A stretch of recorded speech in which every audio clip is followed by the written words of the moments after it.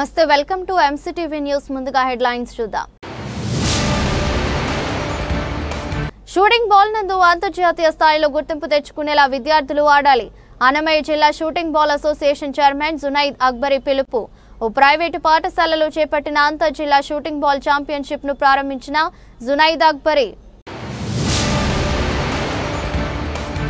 రాష్ట్ర ప్రభుత్వ మార్గదర్శకాల మేరకు ప్రతి ప్రైవేటు పాఠశాల 25% పేద విద్యార్థులకు ఉచిత విద్యను అందించాలి ఎంఈఓ ప్రభాకర్ రెడ్డి ప్రకటన తల్లిదండ్రులు ఈ నెల 28వ తేదీ నుండి 1వ తరగతి నందు అడ్మిషన్ కోసం ఆన్లైన్లో దరఖాస్తు చేసుకోవాలని విజ్ఞప్తి షూటింగ్ బాల్ నందు అంతర్జాతీయ స్థాయిలో గుర్తింపు తెచ్చుకునేలా విద్యార్థులు ఆడాలని అన్నమయ్య జిల్లా shooting ball association chairman Junaid Akbari కోరారు నేడు మదనపల్లి రూరల్ మండలం ఓ ప్రైవేటు పాఠశాల నందు అంతర్ జిల్లా షూటింగ్ బాల్ ఛాంపియన్షిప్ ను ఆయన ప్రారంభించారు కార్యక్రమంలో షూటింగ్ బాల్ జాతీయ క్రీడాకారుడు యూసఫ్ కోచ్ నరేష్ తదితరులు పాల్గొన్నారు జిల్లా నలుమూలల నుండి వచ్చిన క్రీడాకారులను జునైద్ అక్బరీ పరిచయం చేసుకుని ఛాంపియన్షిప్ ను ప్రారంభించారు ఈ సందర్భంగా జునైద్ మాట్లాడుతూ అంతర్జాతీయ స్థాయిలో షూటింగ్ బాల్ నందు యూసఫ్ తన ప్రతిభ చాటారని అతన్ని ఆదర్శంగా తీసుకుని క్రీడానందు రాణించాలని కోరుతున్నారు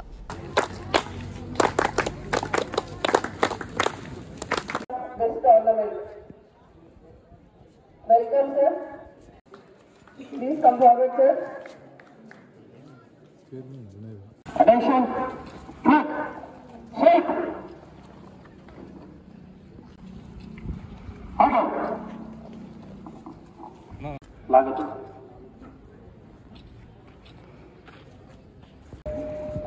1 minute. Just wait for 1 minute. For our Saripakam temple.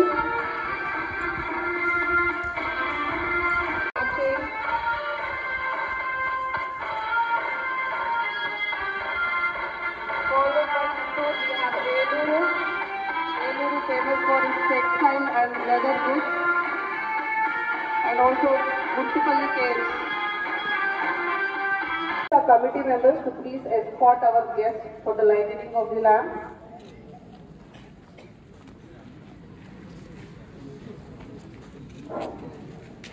All players stand in position.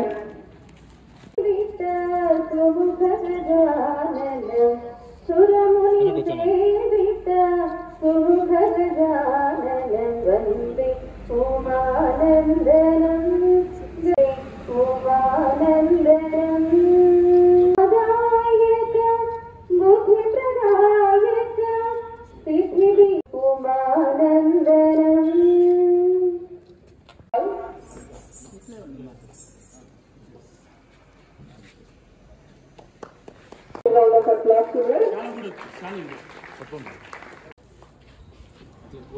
Master కూడా నాకు కూడా స్టూడెంట్ సార్ అవునా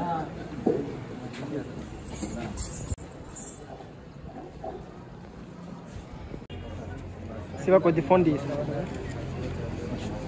So yes, Mohammad Yusuf Basha garu Asian Championship. ముందుగా నేను చెప్పదలుచుకున్నది ఏముందంటే ఇక్కడ మన మదనపల్లిలో ఇలాంటి state tournament of shooting ball జరగడం నాకు చాలా సంతోషకరమైన విషయం మనం ఏ విధంగా మన డెవలప్మెంట్ని మనం ఒక ప్రాధాన్యత ఇస్తాము ఏ విధంగా మనము ఎడ్యుకేషన్ని ఒక ప్రాధాన్యత ఇస్తాము అదేవిధంగా స్పోర్ట్స్ని కూడా ఒక ప్రాధాన్యత ఇవ్వాలని చెప్పి మనస్ఫూర్తిగా కోరుకునే వాళ్ళలో మేము ఒకటి చెప్పి సందర్భంగా తెలియజేస్తున్నాము ఎందుకంటే shooting ball has now become one of the most prominent games ఇలాంటి ప్రామినెంట్ గేమ్స్లో ఒక స్టేట్ టోర్నమెంట్ మదనపల్లిలో జరగడం అన్నది it's really happy moment for me ఇలాంటి టోర్నమెంట్స్ ఇంకా మరెన్నో జరగాల ఇలాంటి మరెన్నో టోర్నమెంట్స్ జరగాలంటే ఇక్కడున్న మన పెద్దలు డాక్టర్ గుప్తా సార్ గారికి మరియు స్టేట్ సెక్రటరీ గారికి నరేష్ కుమార్ గారికి మన ఇక్కడ ఉన్న పెద్దలందరికీ మన madam principal madam Sandhyarani madam గారికి మన గోల్డెన్ వ్యాలీకి ప్రాధాన్యత వహిస్తున్న మన రమణారెడ్డి సార్ గారికి వీళ్ళందరూ వీళ్ళ సపోర్ట్ ఉండడం వల్లనే ఇక్కడ ఈ స్టేట్ టోర్నమెంట్ జరుగుతుంది ఇది ఎంత మంచి విషయం అంటే ఈ గేమ్ గురించి మదనపల్లిలో ఉన్న ప్రజలకి, చుట్టుపక్కల ఉన్న ప్రజలకి, ప్రతి ఒక్కరికి ఈ గేమ్ గురించి తెలుస్తుంది. ఈ గేమ్ ఎలాంటిదో అని చెప్పి అర్థమవుతుంది. ఈ గేమ్ ఆడటం వల్ల ఫిజికల్ యాక్టివిటీస్ ఉండటం వల్ల వాళ్ళ బాడీ హెల్త్ ఏ విధంగా ఇంప్రూవ్ అవుతుందని చెప్పి తెలుస్తుంది. ఇక్కడ మీ అందరి ముందర ఒక one of the best player, one of the best coach and one of the best friend for me, Mohammed Yusuf Basha గారు. నాకు దాదాపుగా 5-7 years నుంచి బాగా తెలుసు. కలిసినప్పుడల్లా ఒక స్పోర్ట్స్ గురించి మాట్లాడతాము. కలిసినప్పుడల్లా ఒక స్పోర్ట్స్ హబ్ లాంటిది మనం ఇక్కడ మదనపల్లిలో ఒక క్రియేట్ చేయాలా, అన్ని గేమ్స్ కి మనం పుష్ చేయాలా. ఇలాంటి అన్ని గేమ్స్ లో నుంచి మనం పుష్ చేసి ఒక్కొక్కరు ఒక్కొక్క సెక్టర్ లో డెవలప్ అవుతారు. మరీ ముఖ్యంగా మదనపల్లిలో డెవలప్ చేయడం వల్ల మనకు అడ్వాంటేజ్ ఏముందంటే ఇక్కడ ఉన్న వాతావరణం మనకు సహకరిస్తుంది. ఇక్కడ ఉన్న ఎన్వైరన్మెంట్ తో పాటు మనకి ఇక్కడ ఉన్న మన పెద్దలందరూ కూడా మనకు సహకరిస్తారు. పెద్దలందరూ సహకరించడం వల్ల మనం స్పోర్ట్స్ ని పెద్దపీఠం మీద తీసుకెళ్లి మదనపల్లిలో ఒక గ్రూప్ ఆఫ్ స్పోర్ట్స్ మ్యాన్స్ అని చెప్పి ఒక గ్రూప్ లాంటిది క్రియేట్ చేయని చెప్పి మనము ఎప్పుడు మాట్లాడడం జరుగుతుంది. ఈ విషయం మీద ఎమ్మెల్యే గారితో కూడా మాట్లాడడం జరిగింది. తొందరలోనే ఒక మదనపల్లిలో ఒక మంచి స్పోర్ట్స్ హబ్ లాంటివి కూడా మనము క్రియేట్ చేయాలని చెప్పి మనం తెలియజేస్తున్నాము. ప్రైవేటు పాఠశాలల్లో పేద విద్యార్థులు ఉచితంగా చదువుకోవడానికి 25% సీట్లు కేటాయించాలని ఎంఈఓ ప్రభాకర్ రెడ్డి తెలిపారు. నేడు మదనపల్లె ఎంఈఓ కార్యాలయంలో ఆయన ఎంసీటీవీతో మాట్లాడుతూ రాష్ట్ర ప్రభుత్వం విడుదల చేసిన మార్గదర్శకాల మేరకు త్వరలో ప్రారంభం కానున్న విద్యా సంవత్సరానికి సంబంధించి ప్రతి ఒక్క ప్రైవేటు పాఠశాల నందు 25% సీట్లను పేద విద్యార్థులకు ఉచితంగా కేటాయించాలని సూచించారు. తల్లిదండ్రులు ఈ నెల 28వ తేదీ నుండి ఆన్లైన్ ద్వారా అడ్మిషన్ల కోసం దరఖాస్తు చేసుకోవచ్చని చెప్పారు. కేవలం 1వ తరగతిలో ప్రవేశానికి మాత్రమే అవకాశం ఉందన్నారు.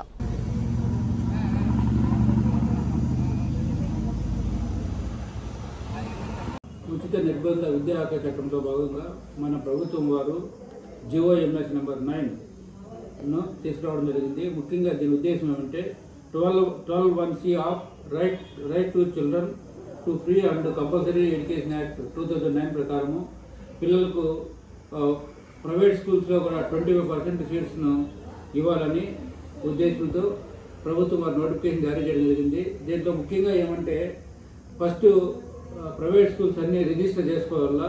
దాంట్లో భాగంగా మనకు స్కూల్స్ అన్నీ రిజిస్టర్ మనకుంటే మన మదనపల్లి మండలంలోని అన్ని స్కూల్స్ రిజిస్టర్ చేసుకోవడం జరిగింది. ఆ రిజిస్ట్రేషన్ ప్రక్రియ ఈ రోజుతో ముగిస్తుంది. తర్వాత 28 నుంచి నెక్స్ట్ మంత్ 15వ తేదీ దాకా పిల్లలు ఆన్లైన్లో అప్లై చేసుకోవాలా. అప్లై చేసుకున్న తర్వాత వాళ్ళకు లాటరీ బేసిస్లో సీట్స్ అరేంజ్ చేయడం జరుగుతుంది.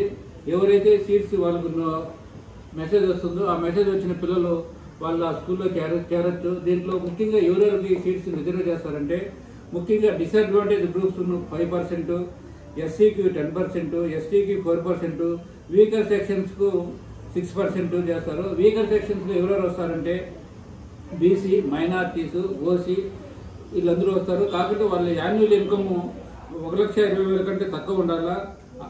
రూరల్ ఏరియాలో, అర్బన్ ఏరియాలో అయితే 1,44,000 కంటే తక్కువ ఉండాలా. అట్లాంటి ఉండే వాళ్ళే వీకర్ సెక్షన్ కిందకు వస్తారు. వీళ్ళు అప్లై చేసుకోవచ్చు, ఆన్లైన్లో అప్లై చేసుకోవచ్చు. ఆన్లైన్లో అప్లై చేసుకునేదానికి ఏమేమి కావాలంటే Aadhaar card, voter identity card కానీ, electricity bill, telephone bill, water bill, house tax receipt, driving licence, copy of rent agreement, rice card, certificate by employer, certificate from tahsildar or local authority. వీటిల్లో కొన్ని certificates మాత్రమే అవసరం ఉంటాయి. వాటిని తీసుకొని పోయి ఆన్లైన్లో అప్లై చేసుకుంటే వాటితో పిల్లలకు లాటరీ బేసిస్లో 1వ తరగతిలో ఉచిత వాళ్ళకి ఎటువంటి ఫీజు లేకుండా ప్రభుత్వం వారే ఈ సౌకర్యాన్ని కల్పిస్తున్నారు. కాబట్టి అందరూ 28వ తేదీ నుంచి 15వ తేదీ వరకు ఎలిజిబిలిటీ ఉండే వాళ్ళందరూ అప్లై చేసుకోవాల్సిందిగా కోరుచున్నాము. మనకు దరిదాపు చాలా స్కూల్స్ ఉన్నాయి, 70 స్కూల్స్ దాకా ఉన్నాయి. దరిదాపు సీట్స్ కూడా ఎక్కువ ఉంటాయి. కాబట్టి అందరికీ అది విషయాన్ని అందరికీ తెలియజేసి వార్తాపత్రికల ద్వారా కానీ మీడియా ద్వారా కానీ ప్రభుత్వం వారు తెలియజేయమన్నారు. దాంట్లో భాగంగా మేము అందరికీ ఈ విషయాన్ని తెలియజేస్తున్నాము. 1వ క్లాసు చేరే వాళ్ళకు 5+ ఉండాలా. అదే CBSEలో కానీ ICSEలో కానీ వాళ్ళకు కూడా 5+ ఉండాలా. వాడికి కట్ ఆఫ్ డేట్ ఇచ్చినాడు. ఆ డేట్ వెయిట్ చేసుకొని మీకు ఫ్రీ అడ్మిషన్స్ ఉంటాయి. కాబట్టి అందరూ దీన్ని సద్వినియోగం చేసుకోవాలని కోరుకుంటూ ముగిస్తున్నారు. సచివాలయ వెల్ఫేర్ అసిస్టెంట్లు తమ విధులను సక్రమంగా నిర్వర్తించకపోతే శాఖాపరమైన చర్యలు తప్పవని ఎంపీడీఓ కార్యాలయ ఏవో మస్తాన్ హెచ్చరించారు. నేడు మదనపల్లె ఎంపీడీఓ కార్యాలయంలో వెల్ఫేర్ అసిస్టెంట్లతో సమావేశాన్ని నిర్వహించారు. ఈ సందర్భంగా ఆయన మాట్లాడుతూ విద్యా దీవెన, పెన్షన్ల పంపిణీ కార్యక్రమాలపై అలసత్వం ప్రదర్శిస్తున్నారని, ఇది మంచి పద్ధతి కాదన్నారు. పెన్షన్ పంపిణీ సమయంలో కొందరు మిగిలిన సొమ్మును డిపాజిట్ చేయడం లేదని, ఇది మంచి పద్ధతి కాదని, ఉద్యోగం పోయే ప్రమాదం ఉందని హెచ్చరించారు. చిన్న చిన్న విషయాలు చేయండి, సీరియస్గా తీసుకోండి. మళ్ళీ చెప్తున్నా, స్టేట్ ఉన్న ఫ్యాక్ట్ చెప్పండి. ఇప్పుడు ఇందాక చెప్పారు, వాడు అప్పుడు వచ్చాడు, సిగ్నల్ చేశాను, ఇప్పుడు లేడు. రెండే మార్గాల్లో మనం చేసినటువంటి పని సరిగ్గా ఉందా లేదా, దానికి సంబంధించి ఏమైనా సపోర్ట్ అవుతుందా లేదా. ఇప్పుడు మీ ఎంపీడీ వచ్చిన దాన్ని బేస్ చేసుకుని మీకు ఇచ్చిన ఆర్డర్ చూడండి, బేస్ జీవో ప్రకారం. కాబట్టి మీ ఎంపీడీఓలు మీకు వాళ్ళు ఇచ్చేటువంటి దాని మీదనే మేము మీకు ఈరోజు మన మండల పరిషత్ కార్యాలయం నందు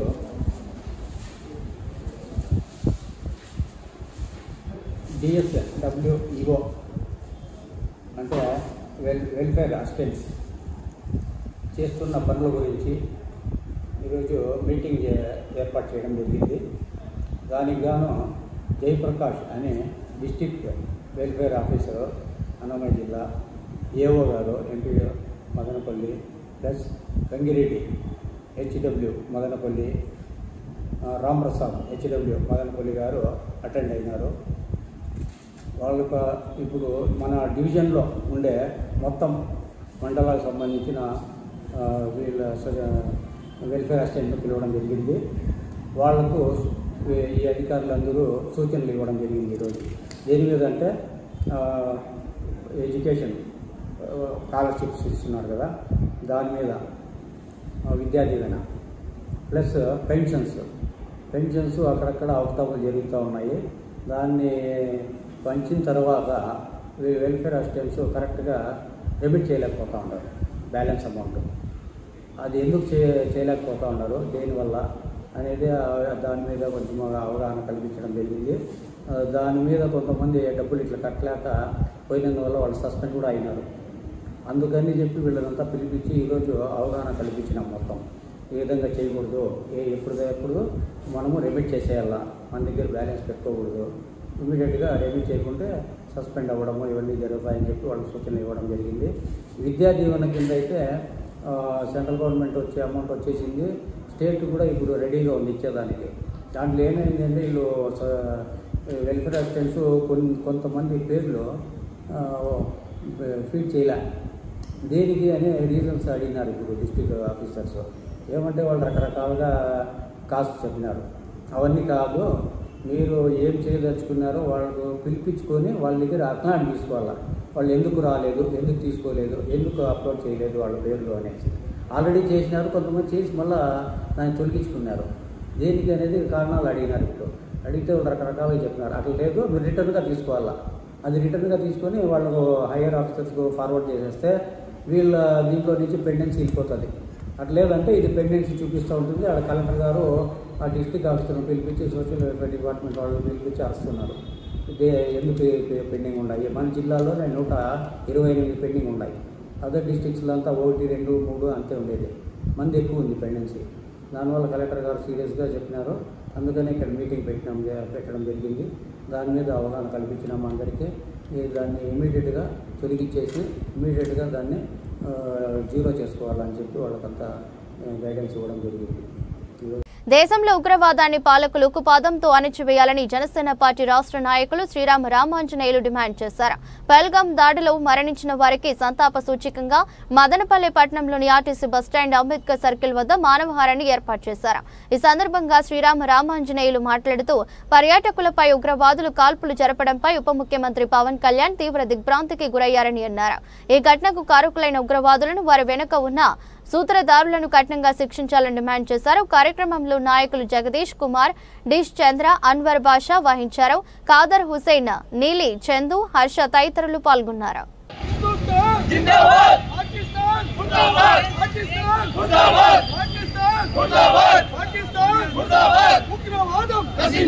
ఉగ్రవాదం भारत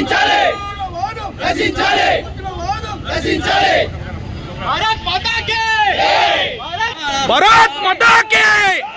भारत माता के भारत माता के वंदे वंदे वंदे भारत माता के उग्रवादम उग्रवादम उग्रवादम उग्रवादम उग्रवादम ఇలాంటి సంఘటన ఈ ఉగ్రవాద చర్యలను మనము చూస్తూ ఎల్లకాలం ఊరుకోలేం. ప్రతి సంవత్సరం కూడా అమర్నాథ్ యాత్రకు పోయేటటువంటి యాత్రికులపైన ప్రతి సంవత్సరం కూడా ఉగ్రవాదులు దాడులు జరుపుతున్నారు. ప్రతి సంవత్సరం 10,000 సంఖ్యలో యాత్రికులపైన మారణకాండ చేస్తున్నారు. అమర్నాథ్ యాత్రకు పోవాలంటేనే భయం వేస్తారు. అంటే అమర్నాథ్ యాత్రను ఎందుకు వాళ్ళు టార్గెట్ చేసుకుంటున్నారంటే అమర్నాథ్ యాత్రకు వెళ్ళే వాళ్ళు అందరూ కూడా హిందువులు ఏంటారు అనే ఉద్దేశం వాళ్ళు ముఖ్యంగా వాళ్ళు ఏర్పడుతుంది. అంటే హిందువులపైన అంత కషణ, హిందువులు ఎవరిని ఏమి చేయడం లేదు, ఏ మతస్థులు కించపరచడం లేదు కదా, మరి ఎందుకు అంత కక్ష? మీరు ఈ ఇస్లామిక్ జిహాదీ అనేటటువంటి వాళ్ళని చంపడం కాదు కానీ కూకట వేలతో ఆ సంస్థలను ఏర్పాడేయాలి. అలాంటి వారికి ఆశ్రమించేటటువంటి పొరుగు దేశమైనటువంటి పాకిస్తాన్ నిజంగా ఈరోజు కూడా వాళ్ళ రక్షణ శాఖ మంత్రి ఒప్పుకున్నాడు, మేము ఉగ్రవాదులు పోషిస్తున్నాం, మేము పెంచుతున్నామని చెప్పేసి. అలాంటి దేశానికి కనికరం లేకుండా, అంటే అమాయకమైన ప్రజలకు ఇబ్బంది లేకుండా దానికి ఎవరైతే మూల కారణం ఉన్నారో ఆ కూకటి వేలు మెయిన్ కొమ్మలు నరకడం కాదు, తల్లి వేరుని నరికేయాలని చెప్పేసి మేము సందర్భంగా కోరుతున్నాం. భారతదేశంలో హిందువులందరూ కూడా అత్యధిక మెజార్టీ ఉండేటటువంటి మతం ఇది. దీన్ని సాకుగా తీసుకొని మనలో ఉన్నటువంటి అమాయకత్వాన్ని, మంచితనాన్ని సాకుగా తీసుకొని వాళ్ళు చులకనగా చేసి హిందువులను చంపాలనేటువంటి ఆ ప్రతీకార చర్యను ఇంకా సాగనేమో. దీనికి గాను కఠినమైనటువంటి నిర్ణయాలు కేంద్ర ప్రభుత్వం తీసుకోవాలా. ఎన్డీఏ ప్రభుత్వానికి మనం అందరం కూడా అండగా ఉండాలని చెప్పేసి ఈ సందర్భంగా తెలియజేస్తున్నాం. ఇలాంటి చర్య ఇంకొకసారిగా మళ్ళీ జరగకుండా చేయాలని చెప్పేసి మా పవన్ కళ్యాణ్ గారి జనసేన అధ్యక్షులు ఆయన ఆదేశం ప్రకారం మేము 3 రోజులు ఇక్కడ నిరసన కార్యక్రమాలు చేయడం జరిగింది, ఇంకా చేస్తాము. మేమైతే ప్రభుత్వానికి అండగా, ఎన్డీఏ ప్రభుత్వానికి, తెలుగుదేశం బీజేపీ గవర్నమెంట్కి అండగా మేము ఎప్పుడు జనసేన సపోర్ట్గా ఉంటుంది. ఇంకా నుంచి అయితే వాళ్ళు ఉగ్రవాద చర్యలు సాగనివ్వమని చెప్పేసి మేము చెప్తున్నాం. ఒక్కొక్క జన సైనికుడు 100 మంది ఉగ్రవాదులను చంపగలం, మా చేతికి ఆయుధాలు ఇచ్చి చూడండి ఒకసారి. అదే విధంగా మేము చెప్తున్నాం. మేమందరం మీకు సపోర్ట్ చేస్తున్నాం. కేంద్ర ప్రభుత్వానికి మీరు కఠినమైన నిర్ణయాలు తీసుకోండి, ఈ ఉగ్రవాదాన్ని ఇద్దరితో ముట్టడించి క్లోజ్ చేయండి అని చెప్పేసి మేము కోరుకుంటున్నాం సార్. జై భారత్. భారతీయులందరూ ఇక్కడ హిందూ ముస్లిం సోదరులుగా ఒకే కుటుంబంగా బతుకుతున్నాము. అలాంటిది పాకిస్తాన్ వాళ్ళు వచ్చి మన యాత్రికుల పైన 27 మందిని దారుణంగా చంపడము, దీనిని తెలుగుదేశం పార్టీ, జనసేన, తర్వాత వచ్చి బీజేపీ, ప్రతి ఒక్క పార్టీ ఇక్కడ ఖండిస్తున్నాము. ఎందుకంటే మన భారతదేశము ప్రపంచంలోనే గొప్ప దేశము. అలాంటి భారతదేశాన్ని వాళ్ళు తక్కువ చూపు చూస్తున్నారు. ఈరోజు హెచ్చరిస్తున్నాం పాకిస్తాన్ వాళ్ళను, మనం గట్టిగా ఒక్కసారి తోడతడిస్తే ఆ సౌండ్కే నా కొడుకులు గుండెకి చేస్తారు. కాబట్టి ఇప్పటికైనా చెప్తాను, ఉగ్రవాదాన్ని పోషిస్తున్న పాకిస్తాన్ హెచ్చరిస్తున్నాము, జాగ్రత్త. ఇక మీరైనా మీరు జాగ్రత్తగా ఉంటే సహిస్తాము, లేదంటే నా కొడకల్లారా మాటలు రానియకుండా మిమ్మల్ని ముక్కలు ముక్కలుగా నరుకుతామని చెప్పి హెచ్చరిస్తూ జై హింద్, జై భారత్ మాత. పాకిస్తాన్ ఒక పాపాల పుట్టగా మారుతా ఉంది. మతోన్మాదాన్ని మీ దేశం పెంచి పోషిస్తూ ఉంది. పక్క దేశాల మీద మీ కుట్రలు, ముఖ్యంగా భారతదేశం మీద మీరు చేస్తున్నటువంటి కుట్రలు భారతదేశంలో ఉన్న ప్రతి పౌరులు గుర్తిస్తూ ఉన్నారు. మీకు పోయే కాలం దాపరించింది పాకిస్తాన్. మా భారతదేశం జోలికి వస్తున్నారు మాటికి. మా శాంతియుత ధోరణి మీరు చాలా చిన్న చూపు చూస్తూ ఉన్నారు. మీకు దగ్గర పడింది. ఖచ్చితంగా మా భారత ప్రభుత్వం మీకు ప్రతీకార చర్య దిగుతుంది. మతోన్మాదాన్ని మీరు పెంచి పోషిస్తున్నారు.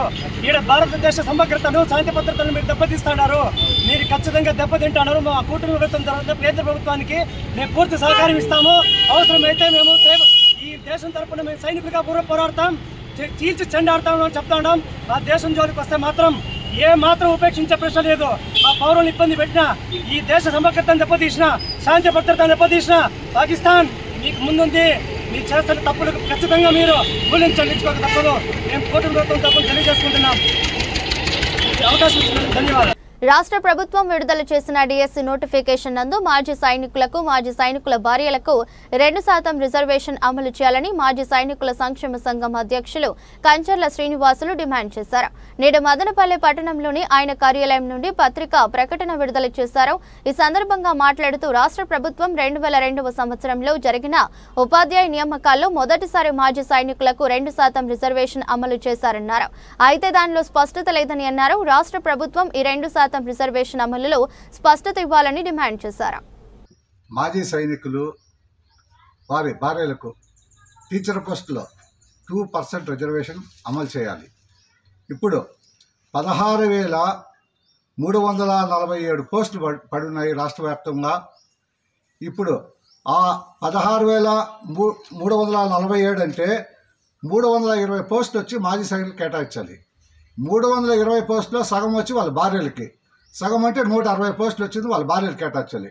కానీ ఇప్పుడు వెబ్సైట్లో మాజీ సైనికులు కానీ మాజీ సైనికుల భార్యలకు కానీ ఎటువంటి ఇన్ఫర్మేషన్ లేదు. 2% రిజర్వేషన్ అయితే కనపడలా, ఎక్కడ కానీ కనపడలా. దయచేసి ముఖ్యమంత్రి గారు మాజీ సైనికులపై దయపెట్టి వారు దేశానికి సేవల్ని కొనియాడి సేవలు చేస్తున్నారు కాబట్టి వారికి మీరు ప్రియారిటీ ఇవ్వాలని, మాకుండే 2% అమలు మీరు అమలు చేస్తే కోరుచున్నాము. అదే కాకుండా GOMS నంబర్ 929 డేటెడ్ 29 మే 1971 నుండి అది 2000 వరకు మాజీ సైనికులు వారి భార్యలకు ఇచ్చినారు డైరెక్ట్ రిక్రూట్మెంట్. అప్పుడు ఇది మళ్ళీ రిజర్వేషన్ అమలు చేశారు. ఎప్పుడు 2002లో రిజర్వేషన్ అమలు చేశారు. కానీ ఆ రిజర్వేషన్ అమలు చేసి కూడా ఇప్పుడు సరిగా ఒక కార్పొరేషన్ చెప్పారు, మాజీ సైనికులు కార్పొరేషన్ ఉంటుందని చెప్పారు. ఆ కార్పొరేషన్లో మాకేం స్పష్టత లేదు. ఎందుకంటే కార్పొరేషన్ మాజీ సైనికులు తెలియజేయాలి ఏవి ఇన్ని పోస్టులు పడుతున్నాయి. 320 పోస్టులు పడాలి మాకు. 320 పోస్టులు వెబ్సైట్లో కనబడితే కన్నా మేము ఎంతమంది లేడీసు ఎంతమంది జెంట్స్ అప్లై చేస్తే తెలుస్తుంది. దయవుంచి ప్రభుత్వం వారు దీన్ని పునరుద్ధరించి వెబ్సైట్లో పొందుపరచాలని కోరుచున్నాను. సో నిన్న జిల్లా వెల్ఫేర్ ఆఫీసర్ని అడిగినప్పుడు సార్ ఒకటే అన్నారు, సార్ ఇంతవరకు ఉద్యోగ నియామకాలు ఎక్కడ కూడా మాజీ సైనికుల పిల్లలకు కానీ భార్యలకు కానీ ఎక్కడ ఉద్యోగాలు లేవు అని క్లియర్ కట్గా చెప్పారు. అయితే నేను చెప్పినాను, సార్ నేను విత్ ఎవిడెన్స్తో వస్తాను, మా దగ్గర ఎవిడెన్స్ ఉన్నాయంటే సరే తీసుకురండి అన్నారు. ఈరోజు నా దగ్గర అన్ని ఎవిడెన్సెస్ ఉన్నాయి. ఇప్పుడు సార్ చెప్పినట్లు 929 జివో అది 1971లో సెంట్రల్ గవర్నమెంట్ ఆల్ స్టేట్స్కి ఇచ్చిన కాపీ.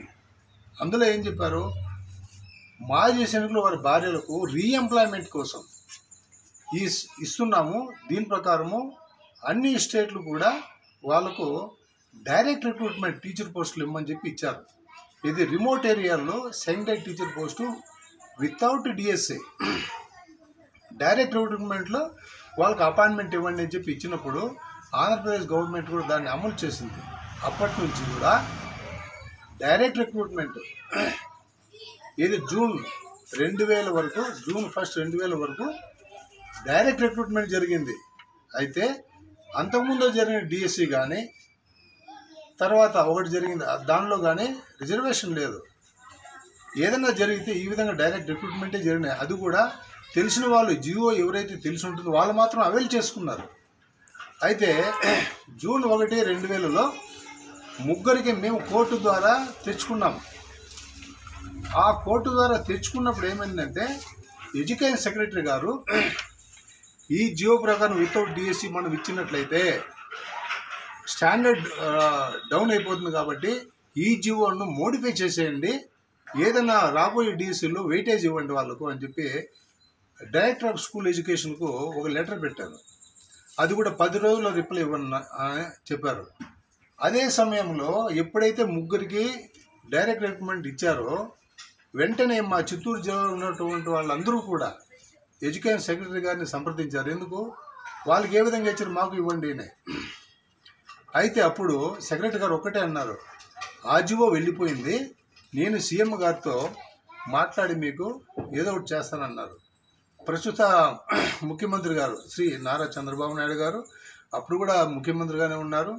వారు ముఖ్యమంత్రి గారితో చర్చించి ఫస్ట్ టైం 2002 డిఎస్సిలో మాజీ సైనికులు 2% రిజర్వేషన్ ఇంప్లిమెంట్ చేశారు. అయితే అప్పటి నుంచి కూడా ఒక స్పష్టత లేదు. ఏది 1971లో ఇచ్చిన జీవోలో మాజీ సైనికులకు ఉంది, భార్యలకు ఉంది. ఎప్పుడైతే రిజర్వేషన్ పెట్టారు 2%లో, ఇక్కడ భార్యలకు జస్ట్ ఓవర్లుక్ అయింది. ఓవర్లుక్ అయిందంటే నోటిఫికేషన్లో వెబ్సైట్లో వాళ్ళకు పెట్టడానికి అవకాశం లేదు. ఎంతమంది అప్లై చేశారు, వాళ్ళకి ఎన్ని పోస్టులు ఉన్నాయి అనేది స్పష్టత లేదు. ఈరోజు కూడా మన వెల్ఫేర్ ఆఫీసర్ చెప్పినట్లు ఎక్కడా కూడా రిజర్వేషన్ లేదంటే ఇంకెవరు చెప్పుకోవాలి మేము. కాబట్టి మేము ఒకటే రిక్వెస్ట్ చేస్తున్నాం, దయచేసి 2% రిజర్వేషన్లో 50% సార్ చెప్పినట్లు 160 పోస్టులు భార్యలకు ఉన్నాయి. ఈ 160 పోస్టులు కూడా వాళ్ళకు చూపించి అన్ని పోస్టులు 320 మాజీ సైనికులు భార్యలకు ఇచ్చిన తర్వాత మిగిలిన పోస్టులు ఒకవేళ సఫిషియెంట్ క్యాండిడేట్స్ లేకపోతే అవి ఖాళీలు ఇన్ని ఉన్నాయని చెప్పి చూపించాలి. ఆ తర్వాత లేనప్పుడు గవర్నమెంట్ డిసిజన్ తీసుకోవచ్చు, వేరే వాళ్ళకి ఇవ్వచ్చు. కానీ స్పష్టత ఇచ్చి ఎవరైతే మనోవేదనకు గురవుతున్నారో మాజీ సైనికుల భార్యలు ఉన్నారు, మాజీ సైనికుల భార్యలు ఉన్నారు, మనోవేదన నింపి ఈ వచ్చే డిఎస్సిలో వెలుగు ప్రత్యేక పాఠశాల వారు అందిస్తున్న సేవలు చిరస్మరణీయమని విభిన్న ప్రతిభావంతులు, హిజ్రాలు మరియు వృద్ధుల సంక్షేమ శాఖ అసిస్టెంట్ డైరెక్టర్ కృష్ణ కిషోర్ కొనియాడారు. మదనపల్లి రూరల్ మండలం అమ్మ చెరువు మిట్ట వద్దనున్న వెలుగు సంస్థ 27వ వార్షికోత్సవ వేడుకలను ఘనంగా నిర్వహించారు.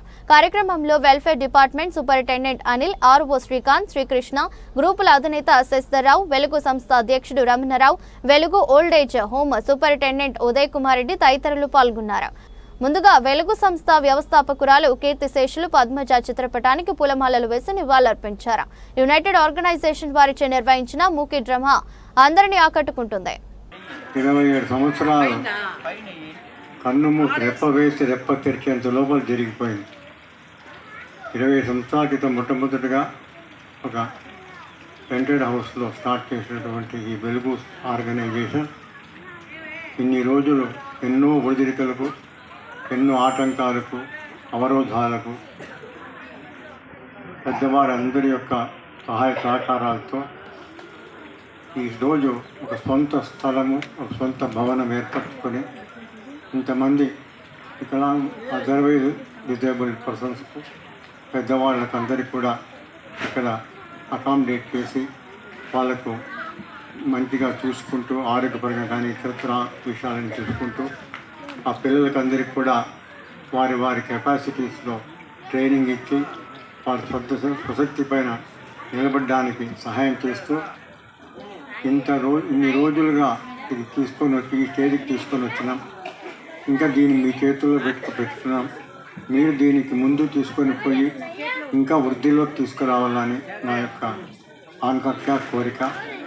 మీరందరికీ కూడా ఇక్కడ పనిచేసే వాళ్ళందరూ పని చేస్తూ ఉన్నామని పని చేయటం లేదు. ఇక్కడ ఆదర్శవంతమైనటువంటి ఒక వృత్తిని స్వీకరించి ఆ వృత్తిలో లీనమై దానికే వాళ్ళ యొక్క దీన్ని అంకితం చేసుకొని వాళ్ళు పని చేస్తున్నారు. వాళ్ళందరికీ కూడా ఒక్కసారి నా యొక్క ఆశీర్వాదాలు అందజేస్తున్నాను. వాళ్ళందరూ కూడా వారికి, వారి కుటుంబ సభ్యులందరికీ కూడా మంచిగా ఉంటూ వారి ఆరోగ్యంతో తొలుగుతూ ఉత్తరోత్తర కూడా మంచి వృత్తిలోకి రావాలని, వారి పిల్లలకి అందరికీ కూడా మంచి విద్యాబుద్ధులు వచ్చి మంచి స్థానాలు స్థిరపడాలని, ఇక్కడ ఉండే వాళ్ళందరికీ కూడా ఆరోగ్యపరంగా కూడా అందరూ బాగుండాలని కోరుకుంటూ ఒక్కసారి అందరికీ 27వ వార్షిక దినోత్సవం రోజు ఇక్కడ మన వెలుగు ప్రత్యేక పాఠశాలలో దివ్యాంగులు 6 సంవత్సరాల నుండి 23 సంవత్సరాల వరకు ఉన్న దివ్యాంగులు మన మధ్య ఉన్నారు. వీరి మానసిక వికలత్వంతో ఉండేవాళ్ళు, చెమిడి వాళ్ళు మరియు శారీరక వికలత్వం వీరందరూ ఇక్కడ ఉన్నారు. ప్రత్యేక ప్రతిభావంతులైన దివ్యాంగులకు మనకు స్పెషల్ టీచర్స్ ద్వారా వారి వ్యక్తిగత పనుల్లో శిక్షణ ఇప్పించడము, మరియు వారికి టైలింగు, క్యాండిల్స్ తయారు చేయడం, అగరబత్తీలు తయారు చేయడం, paper covers, greeting cards, wire bags అన్ని తయారులో శిక్షణ ఇస్తున్నాం. మరియు వారి వ్యక్తిగత పనుల్లో చేసుకోవడంలో కూడా వారికి శిక్షణ ఇస్తూ అందరూ ప్రత్యేక శిక్షణ పొందిన టీచర్స్ ద్వారా వారికి శిక్షణ ఇస్తున్నాము.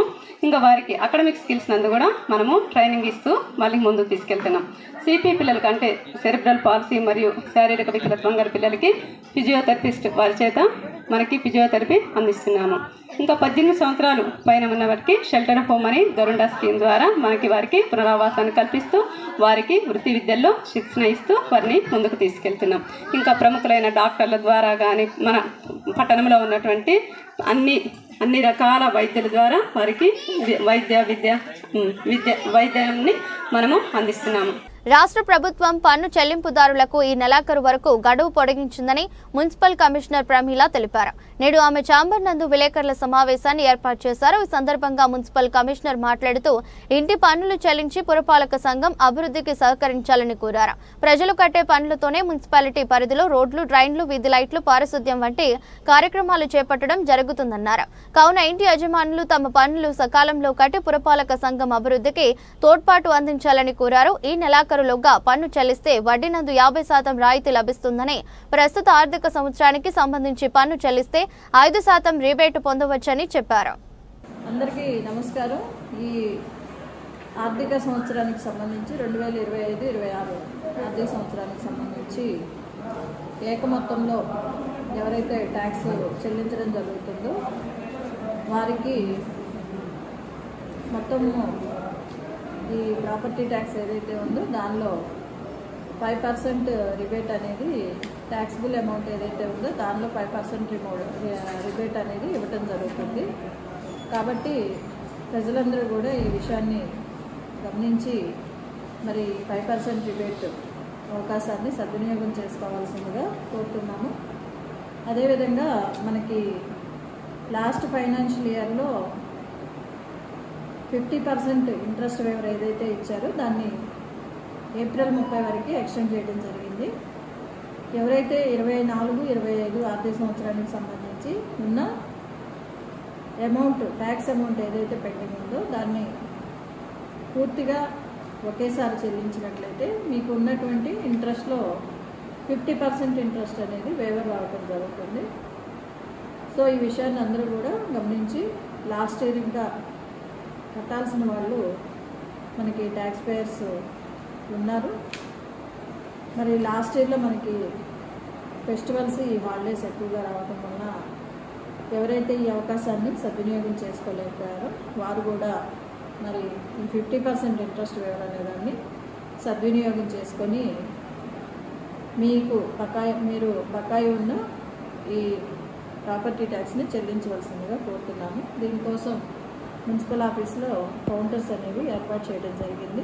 ఈ కౌంటర్స్ నందు మీకు వర్కింగ్ డేస్తో పాటు పబ్లిక్ హాలిడేస్లో కూడా కౌంటర్స్ అనేవి వర్క్ అవుతాయి. కాబట్టి ఎవరైనా పన్ను చెల్లించాలంటే మీరు మున్సిపల్ ఆఫీస్లో చెల్లించవచ్చు. అదేవిధంగా మీరు ఆన్లైన్ ద్వారా కూడా ఈ ట్యాక్స్ చెల్లించడానికి వెసులుబాటు కల్పించడం జరిగింది. మీరు సిడిఎంఏ వెబ్సైట్లోకి వెళ్ళి ఆన్లైన్ పేమెంట్స్లోకి వెళ్ళి అక్కడ మీరు ఎంత పేమెంట్ చేయాలి అనేది చూసుకొని వెరిఫై చేసుకొని ఆన్లైన్ ద్వారా కూడా చెల్లించవచ్చు. అదేవిధంగా రాష్ట్ర ప్రభుత్వం వారు ఈ వాట్సాప్ ద్వారా కూడా పేమెంట్ చేయడానికి అవకాశాన్ని కల్పించారు. కాబట్టి దీని ద్వారా కూడా ఈ వాట్సాప్ నెంబర్ ద్వారా కూడా ఈ పేమెంట్స్ చేయడానికి అవకాశం ఉంది. కాబట్టి ప్రజలు ఈ విషయాన్ని గమనించి మీరు మున్సిపల్ ఆఫీస్ దాకా రాకపోయినప్పటికీ ఆన్లైన్ ద్వారా కానీ వాట్సాప్ ద్వారా కానీ ఈ పన్నులు చెల్లించడానికి అవకాశం ఉంది. కాబట్టి ఈ విషయాన్ని గమనించి మరి పురపాలక సంఘానికి చెల్లించవలసినటువంటి పన్నులను సకాలంలో చెల్లించి పురపాలక సంఘ అభివృద్ధికి తోడ్పడవలసిందిగా ప్రతి ఒక్కరికి కూడా రిక్వెస్ట్ చేస్తున్నాను. వార్తలు ముగించే ముందు మరోసారి హెడ్లైన్స్. షూటింగ్ బాల్ నందు అంతర్జాతీయ స్థాయిలో గుర్తింపు తెచ్చుకునేలా విద్యార్థులు ఆడాలి. అన్నమయ్య జిల్లా shooting ball association chairman Junaid Akbari పిలుపు. ఓ ప్రైవేటు పాఠశాలలో చేపట్టిన అంతర్ జిల్లా షూటింగ్ బాల్ ఛాంపియన్షిప్ ను ప్రారంభించిన జునైద్ అక్బరీ. రాష్ట్ర ప్రభుత్వ మార్గదర్శకాల మేరకు ప్రతి ప్రైవేటు పాఠశాల 25% పేద విద్యార్థులకు ఉచిత విద్యను అందించాలి. ఎంఈఓ ప్రభాకర్ రెడ్డి ప్రకటన. తల్లిదండ్రులు ఈ నెల 28వ తేదీ నుండి 1వ తరగతి నందు అడ్మిషన్ కోసం ఆన్లైన్లో దరఖాస్తు చేసుకోవాలని విజ్ఞప్తి. ఇది రెస్ట్ బులెటిన్ మరో బులెటిన్లో మళ్ళీ కలుద్దాం. అంతవరకు సెలవు. నమస్కారం.